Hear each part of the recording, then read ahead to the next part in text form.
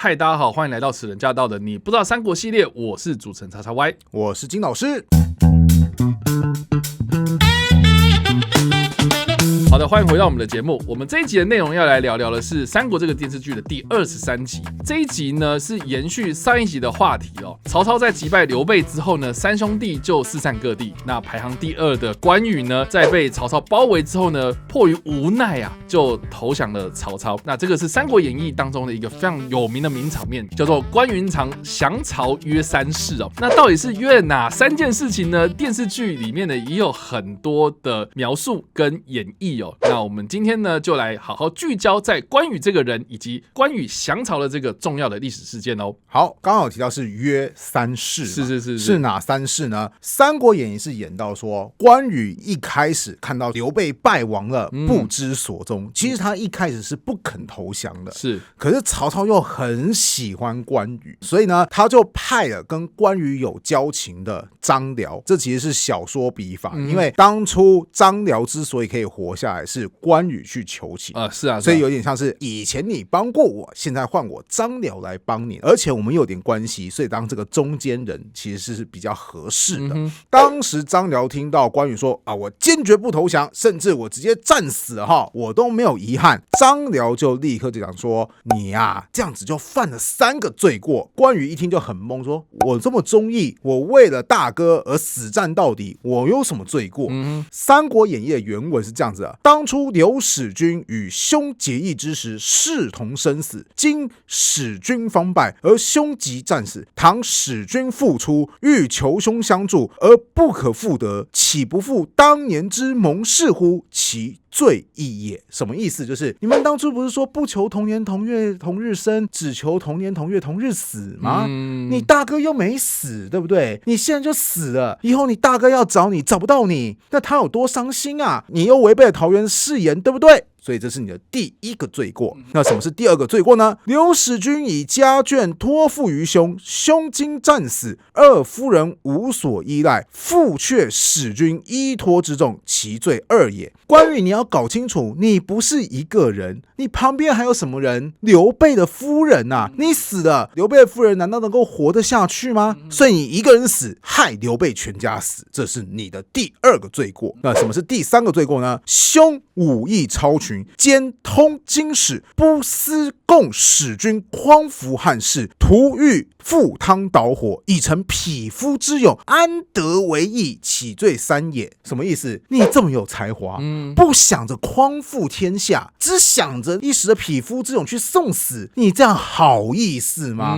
真是不懂得保护你自己。关羽听完之后就觉得说，哇塞，他讲的好有道理，有道理。对，所以后来就说好，那我愿意投降。于是就出现了我们看到不管是小说还是电视剧，关羽最终投降曹操。但是我要告诉你，以上这些东西都是很棒的小说。言下之意就是史实根本没有写咯。我们来看历史是怎么说的。建安5年，曹公东征，先主奔袁绍，曹公擒于已归，拜为偏将军，礼之甚厚。什么意思？是说当初曹操去攻打刘备，刘备跑了，曹操就把关羽抓了，结束，而且还善待他嘛，给他一个叫做偏将军的封号。可是没有像小说说的这么多还派个张辽过去说，你有哪边有问题啊，所以你必须得投降啊，就一句话简单交代，甚至都不清楚关羽他是不是主动投降，还是他是战败被迫投降，因为他只有写曹公擒于已归。那我这边就要反问一下叉叉 Y， 不是都说关公嘛，或者说关羽嘛，忠义盖世，你觉得这个曾经投降过曹操的关羽，他配得上忠义这2个字吗？这个我相信这个是非常有争议的点但是呢，按照我现在这个年纪，跟我曾经受过这个社会的毒打之后呢，我觉得换老板而已嘛，是没什么大不了的。好，你觉得没什么大不了嘛，对不对？可是你要想想看，关羽他后来变为神话，在《三国演义》当中，甚至都不称他为关羽，就叫关公，或是我们后来会称关公叫做武圣嘛。对啊，文圣人孔子，武圣人关羽嘛，对不对？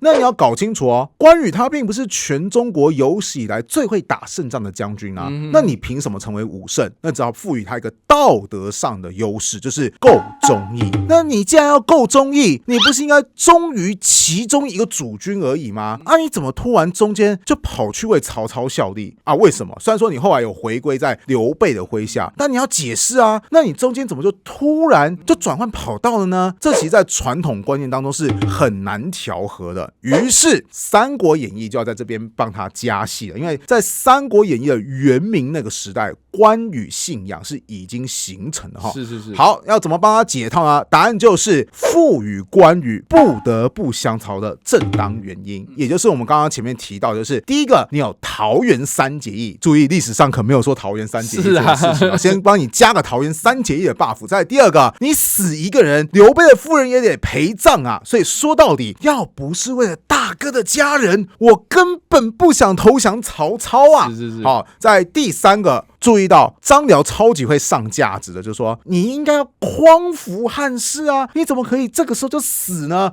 你要死了，你对不起国家，你对不起大哥，你对不起大哥的家庭，总之你这个人就是有问题。超级会道德绑架的哈。那面对这个道德绑架，关羽要如何解脱这个困境呢？小说后来也给出了答案，就是说，好，我愿意投降曹操，但是我有3个条件。这3个条件后来透过张辽转述给曹操的时候，曹操还没听到是哪3个条件，就是说为了得到云长，不要讲3个条件了，好，30个条件我也 OK。来说一下是哪3个条件呢？关羽的第一个条件，一者吾与皇叔射士共扶汉室，吾今只降汉地，不降曹操。这是著名的降汉不降曹。对啊，你张辽不是说我要匡扶汉室吗？注意哦，我是投降曹操的顶头上司汉献帝，才不是投降那个曹操。先为我自己的忠义来解套一下。曹操就说 OK 啊，投降汉室不是等于投降我吗？ OK 啊，都一样哈。是。那第二个条件是什么呢？我2位嫂嫂，你要给他们俸禄，而且是我大哥曾经担任过什么豫州牧、什么汉室宗亲，这些俸禄都要给我2位嫂嫂。而且我们在你曹操这边住的时候，不许有人来骚扰。不知道这个不许有人是不是也包含曹操在内？因为毕竟曹操爱人妻啊。对。好，那曹操回答是OK 啊，为了得到云长多少钱我都愿意，才只是小俸禄而已嘛，对不对？第3个条件是什么呢？如果以后我知道我大哥在哪边，二话不说立刻去找他，也就是你暂时得到我的人，但你不可能永远得到我。那曹操当时一听就说只能暂时哦，这个充值大礼包也给的太没有诚意了吧？是啊，这还有现实啊。对啊，当然那个张辽就说哎呀，很简单嘛，你不要让他知道刘备的下落不就得了，或者是说就算知道刘备的下落，你把刘备给挂掉啊，那也等同于没有下落啦，对不对？曹操一听觉得说有道理，好，3个条件我都答应了。所以有没有注意到，在《三国演义》的生花妙笔之下，关羽完全维护住他的忠义的个性。他为什么要投降曹操？因为我要保护大哥的家人。我为什么要投降曹操？其实我根本不是投降曹操，我是投降汉室，甚至我只是被逼于无奈，我心中永远都只有一个人，就是大哥。罗贯中的生花妙笔真的很厉害，如果大家只是要追求个娱乐，大家很容易就觉得说哇，这完全跟我们平常教导的那个忠义的关羽是不违背的。所以即便《三国演义》是小说，但是我还是真心的认为它是一部很棒的历史小说。好，那我们回到电视剧本身哦。那剧情演到后半段呢，就登场了2个非常重要的人物，就是孙策跟周瑜啊。他们在一次打猎的过程当中呢，巧遇了江东的2个非常著名的美女，就是大乔、小乔，也就是后来的孙策的老婆跟周瑜的老婆嘛。故事讲到这边呢，那个气氛非常的浪漫啊。是，那不知道金老师看到这段故事的编排上面，你有什么看法呢？如同你所说的，的确画面上来看很浪漫，英雄巧遇美人，是。后来2队又走在一起，对不对？多漂亮的一个浪漫故事啊！但我要告诉各位一件事情，那就是历史其实一点都不浪漫。我现在说一下孙策跟周瑜他们2个人，尤其来提一下他们2个人的外表。孙策这个人是个帅哥，《三国志》这么形容他：策为人，美姿颜，好笑语。什么意思？孙策这个人帅哥，甚至从美姿颜来看，我们还可以超译成为所谓的花美男。而且呢，他不只是个花美男，好笑于什么意思？讲话很幽默，有的时候还会习惯性跟别人开玩笑，也就是他是个幽默的帅哥。哇哦，很不错的一个形象嘛，对不对？那周瑜这个人呢，长壮有姿貌，注意哦，虽然说我们现在都会说美周郎，但是从长壮有姿貌，意思是说这个人其实长得颇为壮硕。因为周瑜他其实大部分时间他是个武将，你就想看嘛，你常常出入战场，那你一定常常会运动，所以他的体格通常也不会太差。当然有姿貌，意思说他是个运动健将般的帅哥。总之这两个人都是帅哥啦，那是不是嫁给这两个人就很有福气呢？不好意思，他们真正遇到二乔的当下是什么样的场景？三国志是这么记录的：策欲取荆州，以虞为中护军，领导江夏太守，从公宛拔之，识得乔公二女，皆国色也。策自纳大乔，虞纳小乔。什么意思？孙策后来打算去攻打荆州，在攻打荆州的路途上，就获得了乔公的2个女儿。注意哦，孙策遇到所谓的二乔是在什么样的情况下？是他带兵出外征伐，所以第一个不像是电视剧演的，就是去打猎的过程当中巧遇。对对对。在第二个，什么样的情况下他会遇到二乔呢？他其实是在攻打的路上，极有可能就是路过当地的有利人士，然后就可能说，听说你女人很漂亮啊，叫出来看看啊，哇，果然长得不错不如就给我了吧。所以说好听一点叫做英雄巧遇美人，说难听一点其实就是强抢民女。你说乔公可能不答应吗？当然不能不答应啊。你说带兵攻打荆州啊，我那个最怕的就是战火波及到我们的家族。现在就是如果把2个女儿送出去，就可以解决这一批军阀的部队啊。女儿，我知道你很辛苦，但是为了家族，不好意思，你得忍。所以有没有注意到史书的字眼是很精确，叫做策自纳大乔，不是明媒正娶啦。他自己把他纳入他家的。对对对，更像是所谓的强抢民女嘛，不是什么明媒正娶啊，风光大婚啊。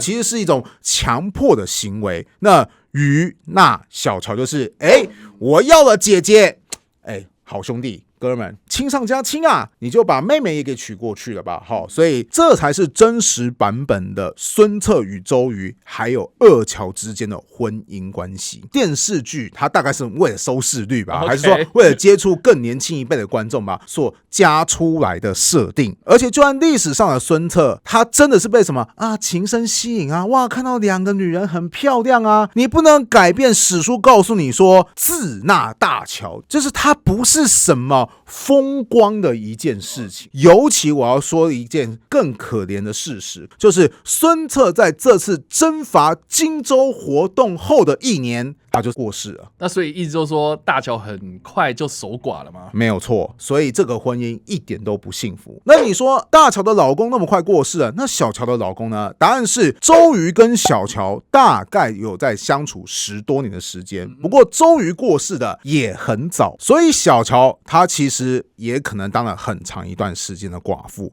更重要的是，《三国志》有关周瑜的传记当中是有写到说，周瑜他有儿子。那如果真的是小乔帮周瑜生下来的儿子的话，他一定会记载，比方说什么2人的儿子叫什么名字，但是史书是记载说周瑜的儿子叫什么名字，很有可能代表周瑜跟小乔也不一定相处得很恩爱，2人可能连后代都没有诞生，而且小乔可能在周家的地位也一点都不重要。因为我有说过，这基本上实际行为就是强抢民女嘛。你会把强抢的民女来当做你明媒正娶唯一一个正室吗？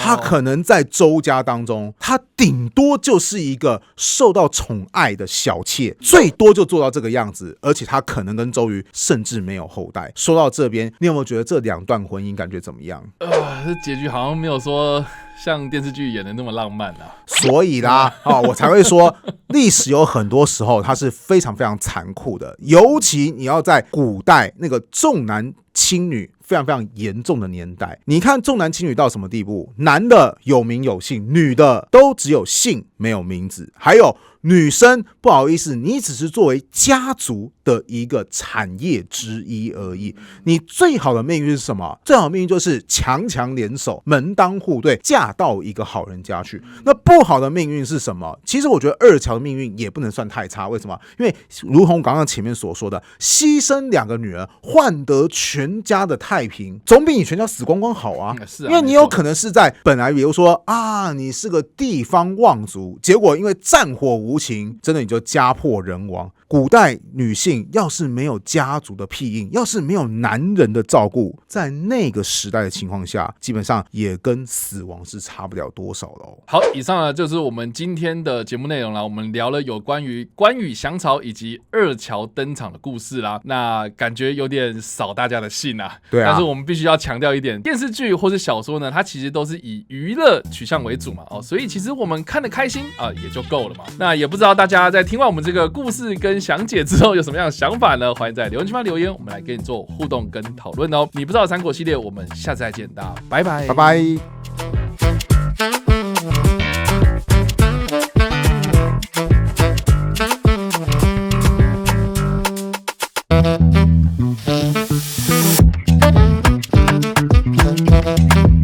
Thank you.